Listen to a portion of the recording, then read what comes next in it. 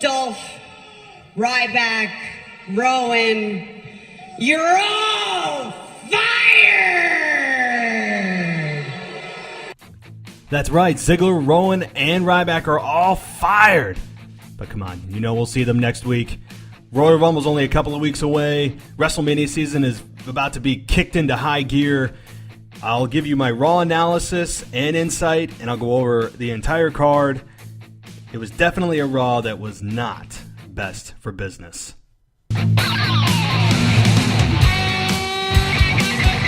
Podcasting from the capital city of the great state of New York. This is the Matt's Madness Show, a weekly podcast about the world of professional wrestling. Give me a hell yeah! Technology, and damn near anything else that comes to mind. And now, here's your host, Matt Corsell. Hey guys, and welcome to Matt's Madness. Thanks for joining me. Episode 18 in the books. I want to thank you for joining me. I really do appreciate it. Your guys' support has been awesome, and if you guys want to get in touch with me, if you're new to the show, questions at mattsmadness.com, Matts_madness at Twitter. Mattsmadness.com obviously is the website to go to. iTunes, you can find me at Matt's Madness, obviously. Lots of ways to get in touch with me. Feedback is appreciated. Anytime you want to send it my way, bad, good, indifferent, or suggestions, definitely throw it to me. I'm open to a lot. I want to make this show better for you, for me, for everybody. So send it my way. Now that the housework and housekeeping things are out of the way, housework, and that's something I probably should get going on, speaking of. But nonetheless, this was a very interesting Raw, a Raw that generated a lot of negativity from a lot of people, and I understand on the surface why. Number one, though, before I even get into the negativity of Raw, the 3 hours of Raw is in of itself is an issue. The 3 hours is just daunting, but I will say this. I don't have the USA Network. I use Hulu Plus. I watch the 90-minute version of Raw. I know there are some segments I'm missing and things that you think I just may have skipped or not think are important. And I read all the full results online, but the 90-minute version of Raw is much more watchable, and it gives you the gist of Raw in a very nice little package. So that would be my recommendation. I know that it's not a complete thorough review of every single little segment. I know that the Ascension, the new tag team, was involved, and that wasn't on the Hulu version of Raw. So I just wanted to put that out there. That the length of Raw is killing the attention span of people that in an ever-changing society where we want things now. It's kind of the contrary to what people want right now in terms of attention span and what their attention spans are. So it's kind of contradictory. I don't think they'll ever go back to the 2-hour Raw. I wish they would. From 9 to 11 p.m. Eastern Time was, to me, the best time slot and attention span for Raw. For any show. I don't want to watch a movie for 3 hours. So And to throw in, commercial breaks during matches and the 15 commercial breaks that they got to get in total, it's very hard to watch. But again, I do watch the Hulu version of Raw, so it's much more watchable from that perspective. So, getting into Monday Night Raw, wow. Like I said at the open, there was a lot of negativity. It was a Raw that wasn't best for business. I think it was a Raw that on paper sounded good. I think from the crowd that seemed absolutely dead, and I don't blame them. It did what it needed to do in that it brought us all very, very low in terms of our emotions. We're bringing us down. They're taking us down to bring us back up, and that's just psychology 101. That's what you do. And it was hard to watch. Even the 90-minute version of Raw, it was tough because at the end you kept expecting something more. You kept waiting for something bigger, and it just flat ended there. But it was interesting, though. That was one of the first Raws, and I don't know how long, that they didn't try to just put a smile on our face and make us feel all happy and send the crowd home happy, although there are dark matches after Raw goes off the air. But I'm talking about the actual live broadcast of Raw. You don't really see the heels get over and have the last word on Raw that often. There's always some kind of payoff at the end, whether it's even though the babyface lost the match, they get their finisher off, and then they play their music, and off we go smiling into the sunset. So from that perspective, it was nice to see the heels get a little bit of heat, and obviously I'm talking about Rollins and the Authority. So from that perspective, it was a very it was kind of a down Raw, I'll give you that, but it wasn't one of the worst Raws, and it did what it needed to do, bringing us down emotionally to bring us back up. So, going into the Royal Rumble though here, before I get into the analysis, and I'll run down this quickly.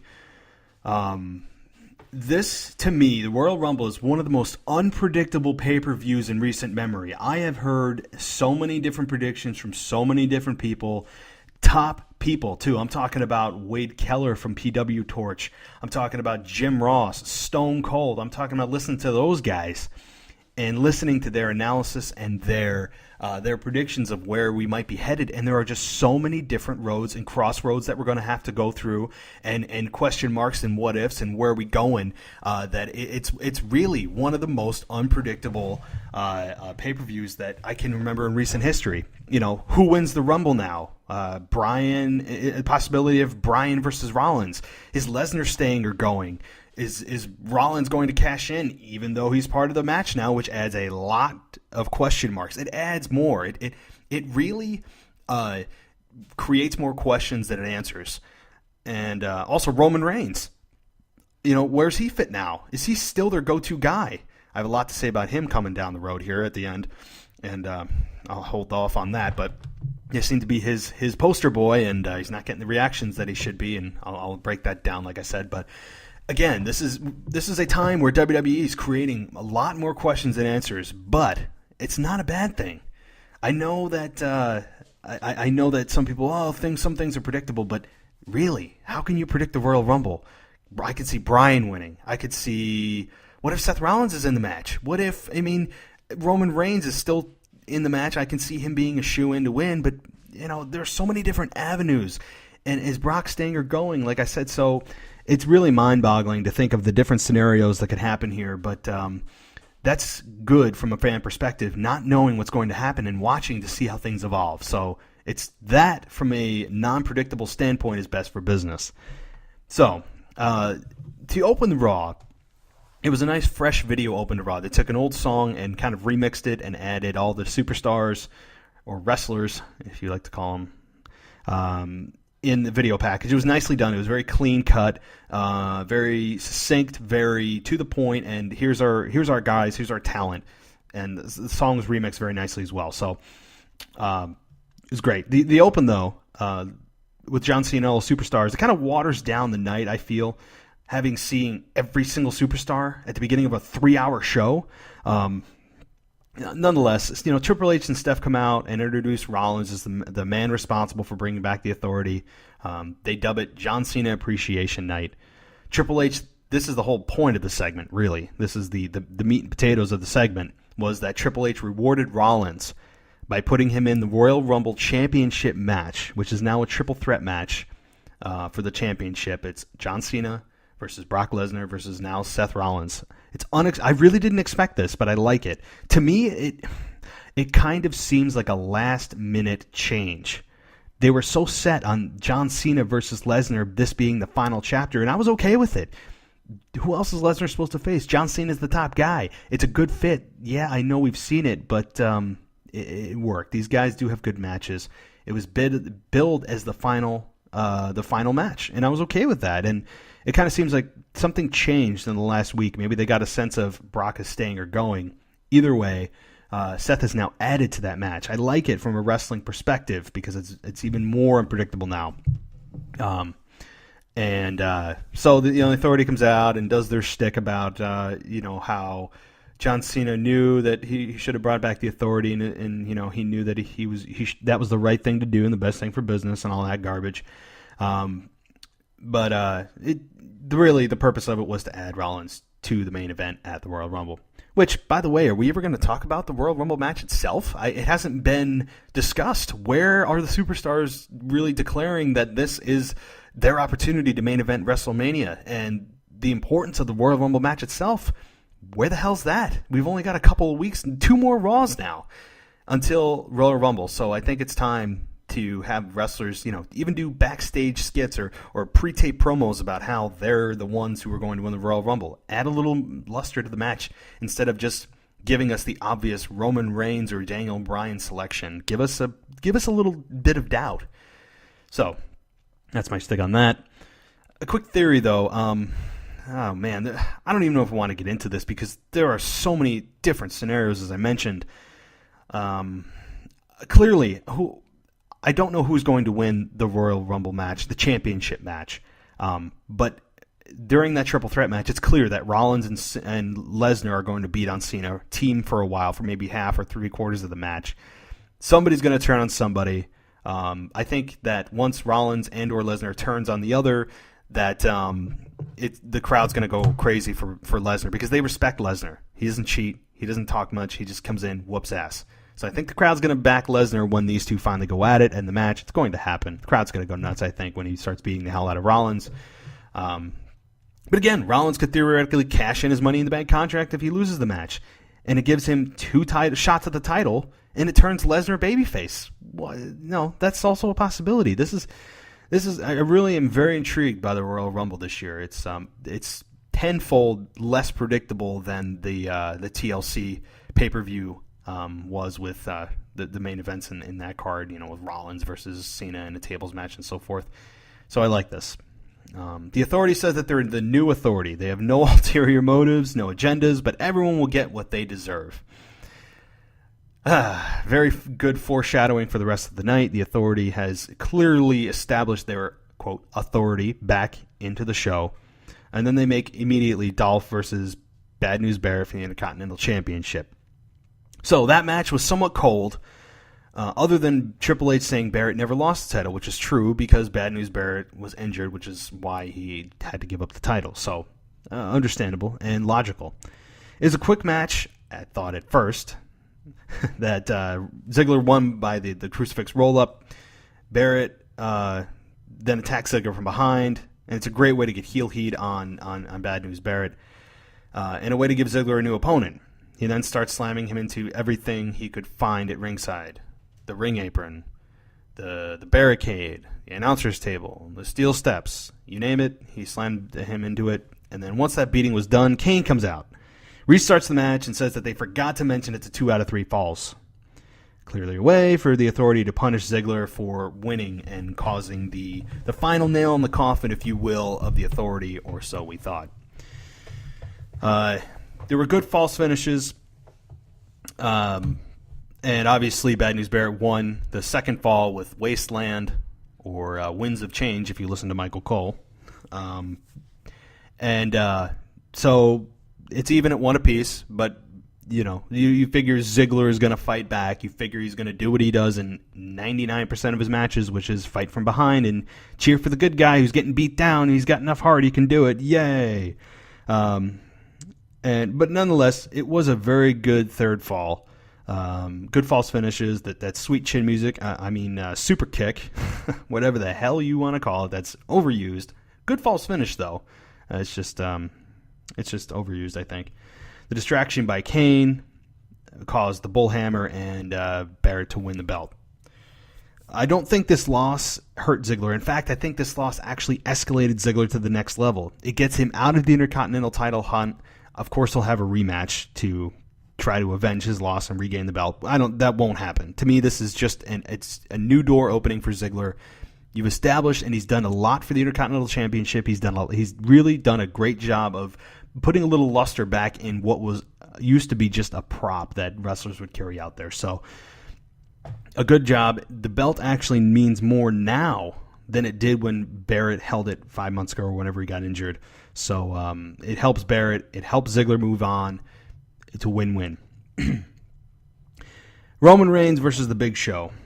This wasn't the worst match that these guys have had, although we've seen it 100 times. Not 100 times, but it feels like this is... It just feels like these guys don't have a whole lot of chemistry. It was a slow match, but what do you expect? Show dominated for most of the match, and of course, to keep both of these guys looking strong, Show gets disqualified. He slams the stairs into Roman Reigns. Can we please have a Raw where there isn't a DQ in a match? Just one. Anyway, spear by Reigns. It sends the stairs onto Big Show's like head or whatever he wanted to do. I don't know if this match really progressed anything other than to say it's going to continue to the Royal Rumble and probably end there so Reigns can do his WrestleMania stint, whatever that is, whatever that WrestleMania program is for Reigns. Personally, I don't think Roman Reigns is ready. Then Eric Rowan, remember him? Yeah, him versus Luke Harper. Why? No, was there an explanation? Maybe the 90-minute version of Raw didn't explain this, but there was no explanation for Luke Harper versus Eric Rowan. Nobody ever explained it. It just kind of happened. And for that matter, there wasn't any explanation of why the hell did the Wyatt family break up to begin with. Did anybody really explain that? I understand it's pro wrestling, but damn, give me a little bit of an explanation. These guys were awesome. Then all of a sudden they just disappear off TV. Then suddenly we start seeing vignettes of each individual member, and then they're back as individuals, and now they're suddenly fighting. No story, then no emotion, and no money at the cash register for you, WWE. The crowd was obviously and well deserved, I want to say, but they were justified in kind of being quiet during this match, but it really wasn't about, I guess, Eric Rowan versus Luke Harper. It was more about J&J being the special referees. I love these guys. These guys are hilarious, as I mentioned before. They just got in the way of Rowan. They're doing the double counts, getting confused. Great stuff. I mean, these guys are real assets to the roster. They're not even active wrestlers. They're somewhat of in a manager capacity, and they're awesome. They are perfect with Rollins, as I've said before. They're quick counts. Rowan wins, and they beat down Rowan. I guess it's just to punish him for being on Team Cena. It further establishes the Authority's agenda and their return to control. Oh, well, so that's part one of Raw. Bear with me here as I flip through my pages and continue with part two. The Ambrose versus Wyatt ambulance match. I was thinking to myself, I think we've seen this match about 6 to 7 times before, probably more. These guys, what more can you do? Ambrose saying he's going to kill, basically murder Wyatt in his promo again. And I really don't think that wrestlers should be talking about killing one another because obviously that's not going to be the case. Whatever. These guys had another basically TLC match with an ambulance thrown in. I can't bust on them for their work ethic. These guys go out there and they just bring it. They put it all on the line. Their story wasn't as good as it could have been. I feel like this storyline was a big letdown on the surface when Wyatt interfered with Ambrose versus Rollins at Hell in a Cell. I was thinking to myself, this could be an awesome program. These guys are both lunatics. They're both very similar, but on opposite ends of the stratosphere. They just had a lot of good chemistry on paper. Now, I don't know who dropped the ball. They just don't have it. Maybe some guys just don't have chemistry. It's not even the writer's fault. It isn't there. So I feel like just this whole rivalry kind of fell flat, and not really sure why. Probably a number of things, but at this point we've seen it all. But before this match, though, I was thinking to myself, please let this be their final match, for at least a year. Don't even talk to each other. Keep on complete opposite ends of the earth. I think they also let these guys talk too much. After a while, you don't even know what Bray Wyatt's saying. He's cool to listen to, but you got to bring it back down to earth so we get it. We don't, as Jim Ross says, tell me what time it is. Don't tell me how to make the watch. I don't want to have to think a lot about what's going on or really have to dig deep into what the hell you're saying. It's kind of like an Ultimate Warrior promo. Like, you're intrigued, but at the same time you're like, I just don't get it. Nonetheless, Wyatt is a talent. I'm not putting any of these guys down there. They have a long way to go. They're assets for sure to WWE. It was nice to see Wyatt kind of take a focus on Ambrose's leg during the match. That's what heels do. They just pick a body part out and they just beat it down. And then the babyface has to make a comeback on one leg or one arm, whatever it is that they have to fight back from. So I'd like to see Ambrose less of a brawler and actually add some wrestling moves to his arsenal, and compete in a match that's not a no DQ match. Rather than just throwing 100 punches and jumping off things onto people. His sell job was good. He knows how to sell. He's pretty good. He remembered that Wyatt kept beating on his leg. He didn't just forget about it 2 minutes later. He kept selling it. I like that. It makes it real. Really, this angle kind of hurt both guys. They were on fire, not to the Stone Cold level, but they were gaining a lot of momentum. And then with this rivalry, Ambrose and Wyatt, they just flattened out. They didn't really regress. They just kind of flattened out, which is really disappointing. But thank goodness that this rivalry is over.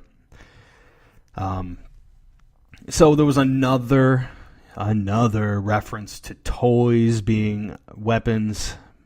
Please just stop. I don't want to go any further than that. It just totally takes away from what's going on. Like, it's just a playful time and it's toys. I get the reference. Don't say it 100 times and really take away from what the weapons can actually do to a human being.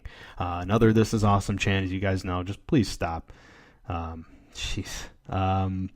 Ambrose elbow off the ambulance on Bray was great. Probably the highlight for Ambrose of the match. Good stuff. This guy, he's just tearing up his body. These guys are they got to be bruised from head to toe for the last 2 months at the rival, 3 months, whatever it's been after the boot camp match and the Miracle on 34th Street fight and the ambulance match and the TLC match. They got to be beat to hell, and on top of all the house shows that we don't see. So, the two Sister Abigails, one off the ambulance and one on the floor, good, because it establishes that there were 2 finishers were needed for Ambrose to be put away. Okay, fine. Convincing win for Wyatt. I expected that kind of going in because, as I pointed out last week, WWE clearly has bigger plans for Wyatt than Ambrose at WrestleMania. And that rumored match of Taker versus Wyatt is continuing to circulate. If it's not The Undertaker, it's clearly a bigger plan for Wyatt than Ambrose moving forward. So, no problem with that. Moving down the line here. Ryback versus Seth Rollins. Kane comes out, says it's just not his night for remembering things. He forgot again. It's a handicap match with him and Rollins versus Ryback. Just continuing for Team Authority to punish every member of Team Cena. The crowd was just something like this.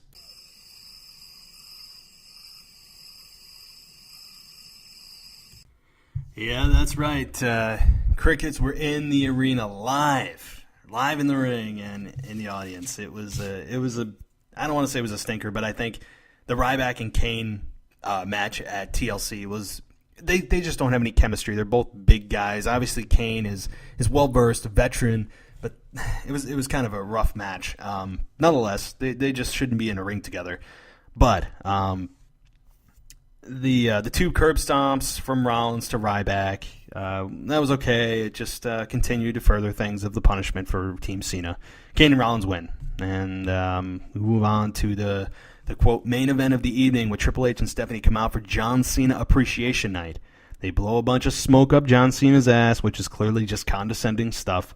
Then they bring out all of his teammates from Survivor Series to make Cena feel guilty. And then they fire Rowan, Ryback, and Ziggler. Very anticlimactic. Kind of an awkward ending to Raw. The crowd was kind of asleep and maybe waiting for something else. I was too. There's a lot, like I said, a lot of negativity the way Raw ended. It did what it needed to do from a storyline perspective, but I do feel bad for the live crowd that was there. They kind of got the big shaft in terms of Raw quality. It wasn't the worst Raw, no doubt. I would give it a C+ for a Raw overall.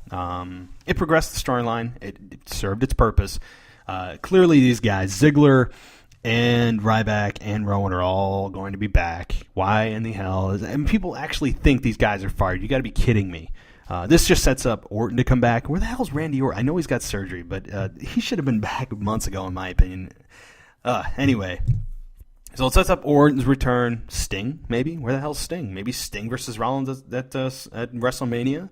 Or I'd like to see Daniel Bryan and Rollins. That would be an amazing match.